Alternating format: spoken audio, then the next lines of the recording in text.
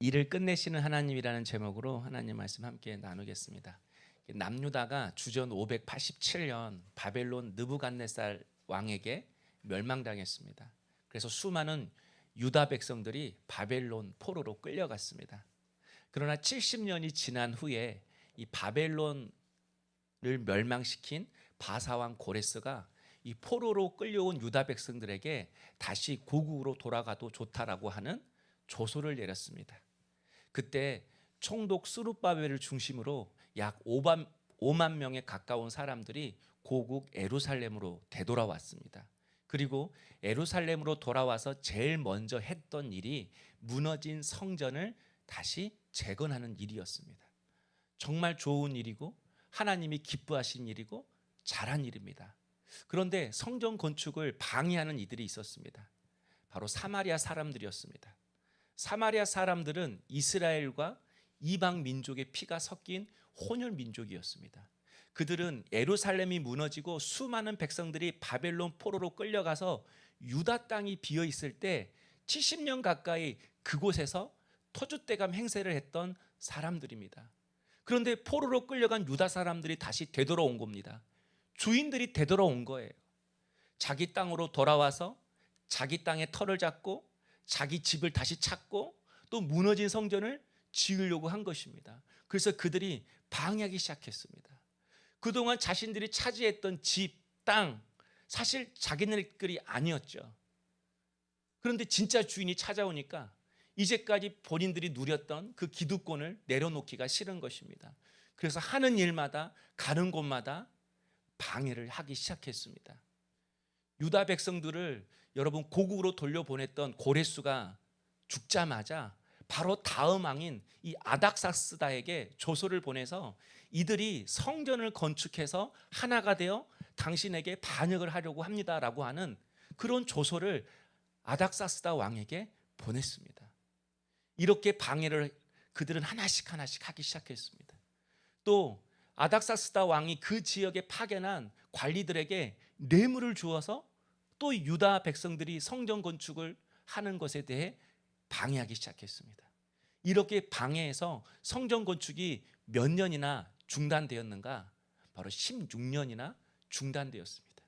여러분, 예루살렘으로 돌아온 이 사람들은요, 타국에서, 그것도 1500km 떨어진 그 타국에서 70년 가까이를 살았던 사람입니다. 어떤 사람은 1.5세도 있었고 어떤 사람은 그 바벨론에서 태어날 때부터 성인이 될 때까지 자라난 사람들도 있었을 것입니다. 그러니까 그 바벨론이 이제는 자신들의 고향과 같은 것이죠. 집도 있고 일터도 있고 사업도 있고. 그런데 고국으로 돌아가도 좋다라고 하는 그 조소가 떨어지자 그 모든 것들을 포기하고 예루살렘으로 돌아온 것입니다. 여러분, 이 마음이 보통 마음입니까? 웬만한 마음 갖고서는 그렇게 하지 못합니다. 뜨겁고 다시 나의 고국을 회복시키고자 하는 그런 뜨거운 갈망, 그 뜨거운 불이 그들 안에 있었기 때문에 다시 돌아온 것입니다. 그런데 그 뜨거운 갈망, 그 마음속의 불을 이 사마리아 사람들이 몇 년 동안 꺼뜨렸어요? 16년 동안 꺼뜨렸습니다. 성도 여러분, 우리의 삶에도 똑같은 방해꾼들이 있습니다. 온갖 방법, 온갖 수단 가리지 않고 우리의 믿음, 우리의 열정, 우리의 헌신, 우리의 신앙들을 자꾸 깨트립니다.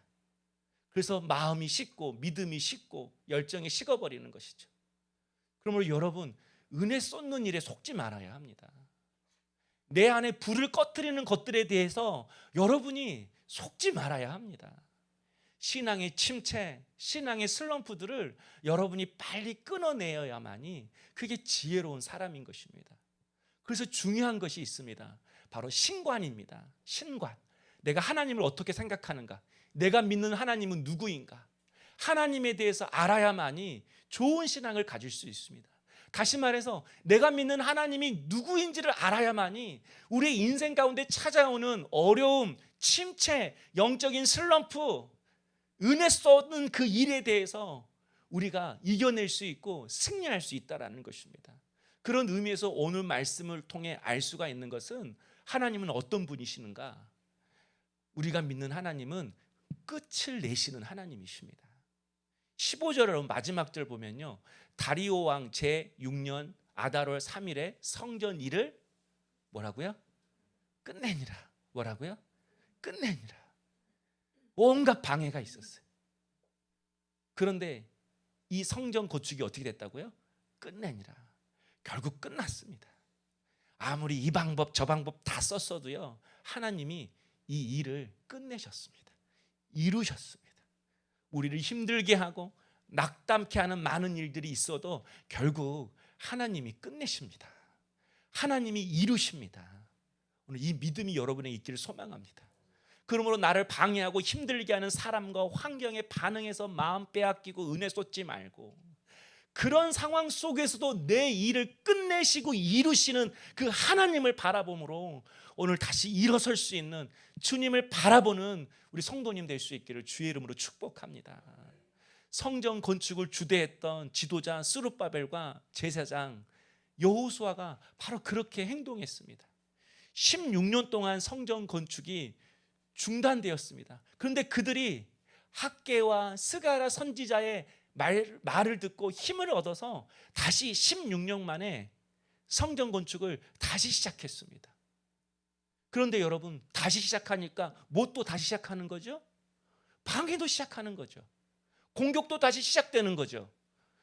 우리가 읽지 않았지만 5장 10절에 보면요, 다시 성전 건축을 시작하니까 사마리아 사람들이 또 찾아온 것입니다.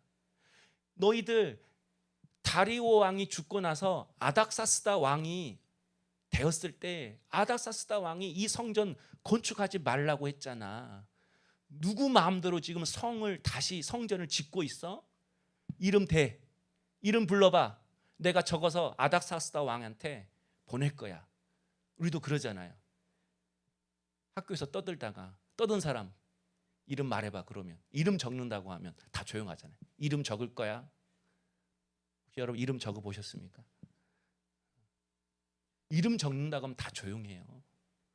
지금 뭐 하는 거죠? 협박하는 거죠. 겁주는 거죠. 그런데 이들이 그 말에도 아랑곳하지 않고 성전 건축을 묵묵히 하기 시작했습니다. 그리고 우리가 이 일을 시작하는 것은 우리 임의로 하는 것이 아니다. 분명히 바사왕 고레스가 그는 죽었지만 우리에게 성전 건축을 할 수 있도록 고향으로 보냈고 조서도 내려주었다. 이렇게 말을 하고 묵묵히 성전 건축을 다시 시작했습니다. 그러자 이 사마리아 사람들이 진짜로 이 아닥사스다 왕에게 조서를 보냅니다. 이들이 죄송합니다. 아닥사스다 왕이 물러나고 다리오 왕이 다시 그 지역을 차지하게 되었습니다. 그래서 다리오 왕에게 다시 편지를 씁니다. 아닥사스다 왕이 성전을 짓지 말라고 분명히 말했는데 다시 유다 사람들이 성전을 짓고 있습니다. 이것은 다리오 왕에게 반역하기 위해서 또 세금을 내지 않기 위해서 성전을 짓고 있습니다. 아닥사스다 왕에게 했던 내용 그대로 다리오 왕에게도 똑같은 편지를 보냅니다. 왜냐하면 그 편지 받고 아닥사스다 왕이 화가 나가지고 성전 건축을 중단했거든요. 그래서 똑같이 다리오 왕에게도 이 편지를 보냅니다. 이들이 바사왕 고레스가 조서를 써줬다고 하는데 정말 그 문서가 있는지, 그 문서에 성전을 다시 지으라고 하는 그 내용이 있는지 한번 찾아보시고 그 내용이 없다면 성전 건축을 중단하게 해달라고. 왜냐하면 여러분 지금 다리오 왕은요, 고레스, 아닥사스다, 그 다음에 다리오잖아요. 시간이 엄청 흘렸습니다. 그러니까 정권도 바뀌었죠. 시간도 흘렀죠. 그러니까 그 문서가 있을 확률이 있어요, 없어요? 있을 확률이 없습니다. 그래서 이들이 머리를 써가지고 바사왕 고레스가 내린 조서가 정말 있는지 없는지 왕이여 한번 확인해 보시고 조서가 있으면 그대로 하고 조서가 없다면 성전 건축을 중단시켜야 합니다. 그렇게 이야기를 했습니다. 그런데 정말 다리오 왕이 이 조서를 받고 선대 왕이었던 고레스가 성전 건축을 허락했다라고 하는 그 조서가 있는지 없는지를 확인하라고 했습니다. 그 문서 창고가 어디 있냐면요, 지금 다리오 왕이 살고 있는 곳에서 500km나 떨어진 메데라는 곳에 문서 창고가 있습니다. 거기까지 사람을 보내어서 그 문서가 있는지 없는지 확인하라고 한 거죠. 정말 찾기가 어렵죠. 예. 한양에서 김서방 찾기죠. 그런데 오늘 본문을 보니까 그 조서가 진짜로 발견된 거예요. 없을 것 같은데, 잊어버렸을 것 같은데. 여러분, 그 정권이 바뀌었어요. 나라가 바뀌었어요. 시간이 지났어요. 그 문서가 있을 확률은 거의 없죠. 그 고대 근동 지방 그 작은 나라, 그 문서 누가 관심이 있겠어요? 그런데 선대 왕이었던 고레스의 조서가 진짜 있는 것입니다. 그리고 그 조서를 보자마자 다리오 왕이 성전 건축을 하는 것을 허락합니다. 그리고 이 성전 건축을 방해하는 것들은 내가 거름더미를 만들겠다라고 하면서 다시 조서를 보냅니다. 여러분, 어떻게 이럴 수 있죠? 하나님이 그렇게 하신 것입니다. 에스겔서 6장 22절을 보면요, 하나님이 문서를 찾게 하셨다고 말씀합니다. 하나님이 다리오 왕의 마음을 돌이켰다고 합니다. 여러분, 그 문서를 보고 똑같이 이전에 아닥사스다 왕처럼 이것들이 성전을 짓고 마음이 하나 되어서 나한테 반역하려고 하네, 그런 마음 품을 수 있잖아요. 근데 그런 마음을 품지 못하도록 하나님이 다리오의 마음을 돌이키셨다라고 말씀합니다.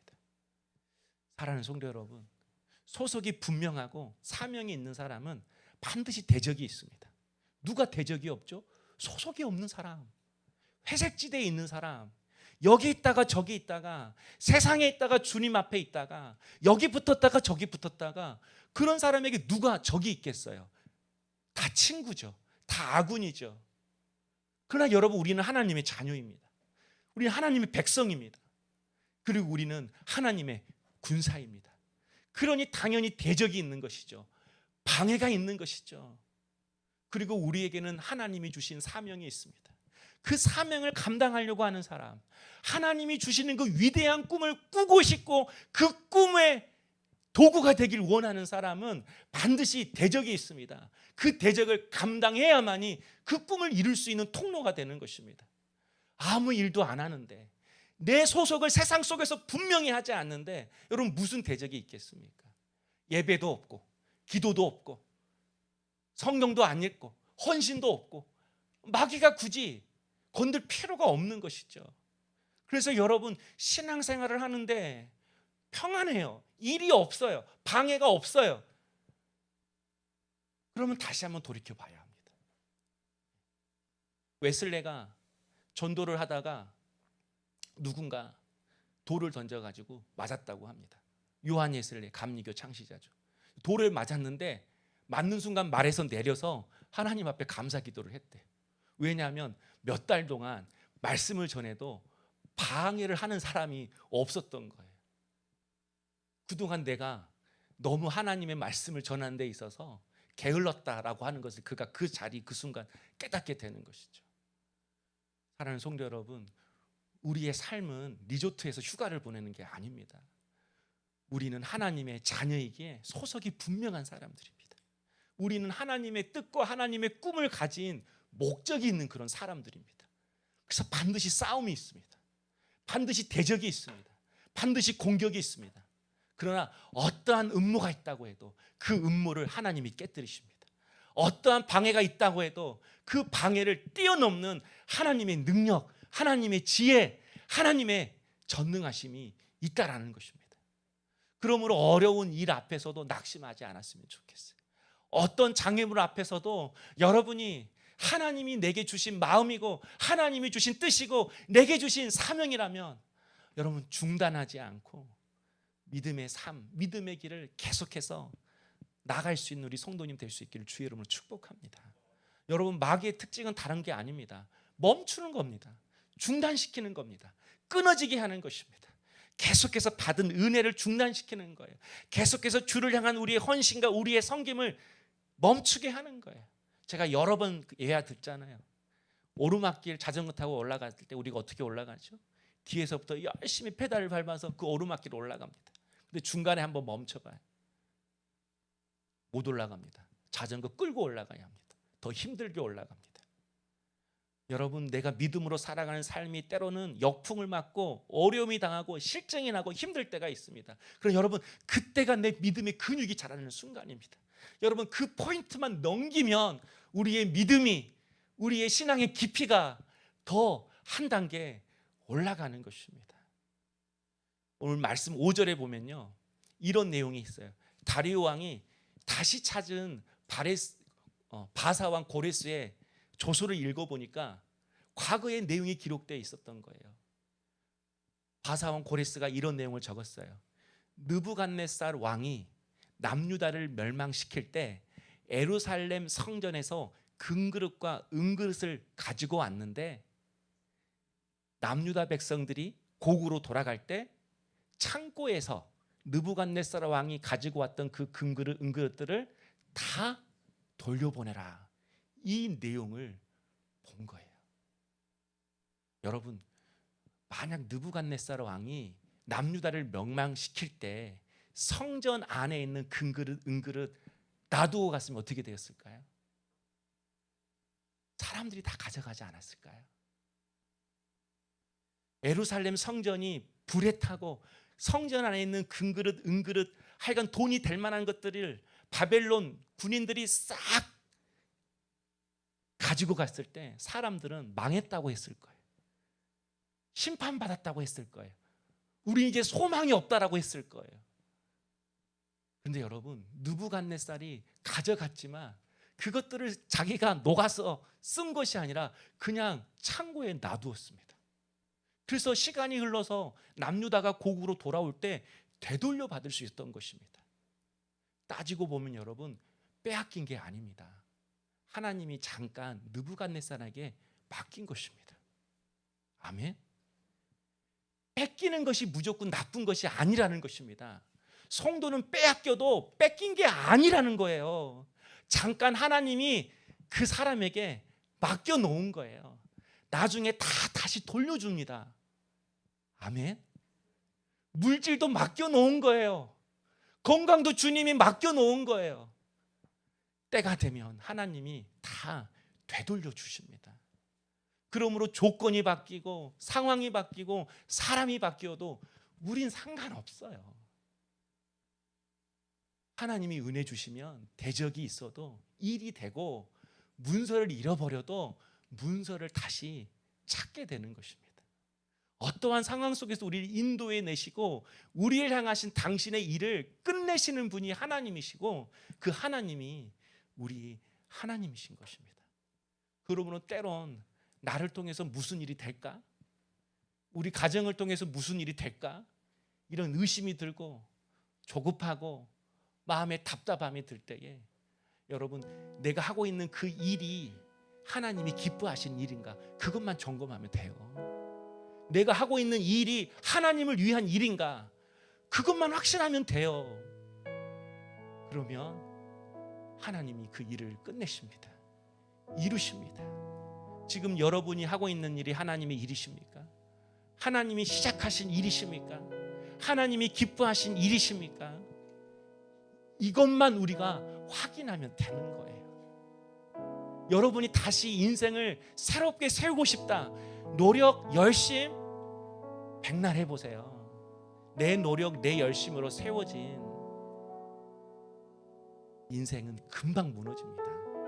얼마 전에 뉴스 보니까 러시아가 크림반도에다가 적군이 쳐들어올 걸 대비해서 진을 이렇게 아주 이렇게 바다에다가 쳐놨대요. 태풍 오니까 그 참호가 완전히 무너져 버리잖아요.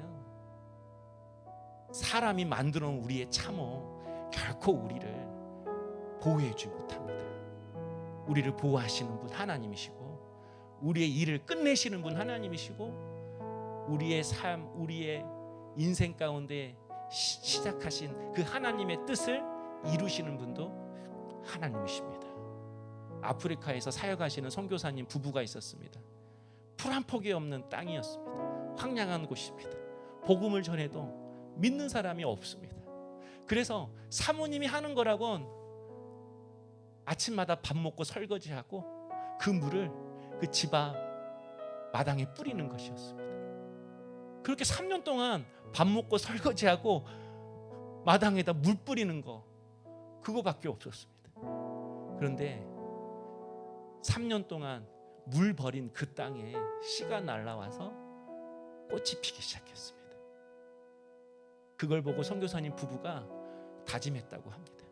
하나님, 이 사막과 같은 이 땅에도 물이 계속 뿌려지니까 언젠가는 씨앗이 떨어지고 꽃이 피듯이 내가 주의 말씀을 전하는 이곳이 한 영혼도 없고 황량한 사막이라 할지라도 내가 울면서라도 당신의 말씀의 씨앗을 뿌리겠습니다. 내가 울더라도 당신의 사랑의 씨앗을 뿌리겠습니다. 우리도 그렇게 살겠습니다. 사랑하는 성도 여러분, 우리의 삶도 척박하죠. 여러분 힘드시죠? 그래서 여러분 계속 은혜를 받으셔야 합니다. 여러분의 마음속에 계속해서 은혜의 물을 뿌리셔야 합니다. 여러분의 마음이 굳어지지 않도록, 강팍해지지 않도록, 마귀가 그 은혜의 물을 끊지 못하도록 계속해서 여러분의 심령에 하나님의 은혜의 생수를 흘려 보내십시오. 그리고 여러분의 삶 가운데에 아직 변화가 없고 황량한 내 삶의 터전인 것처럼 보인다 할지라도 울더라도 기도의 씨앗을 뿌리십시오. 우리 잘 아는 말씀 있잖아요. 시편 120편 6절, 울며 씨를 뿌리며 나가는 자는 반드시 기쁨으로 그 곡식단을 가지고 돌아오리로다. 포기하지 말고 우리 울며 기도하십시다. 대적이 있다 할지라도 내가 지금 하나님의 확실한 신분을 가지고 살고 있다라는 증거임을 깨닫고 우리 사명 놓치지 말고 주의 일을 우리 함께 감당하며 나가십시다. 그럴 때 우리의 삶의 토양이 바뀔 것입니다. 내 마음의 영적인 토양이 바뀔 것입니다. 그래서 우리의 삶에, 우리의 가정에 변화가 일어날 줄로 믿습니다. 오늘 또 우리의 삶 가운데 일을 끝내시고 이루시는 그 하나님을 바라보며 찬양하고 기도할 수 있는 우리 성도님 될 수 있기를 주의 이름으로 축복합니다.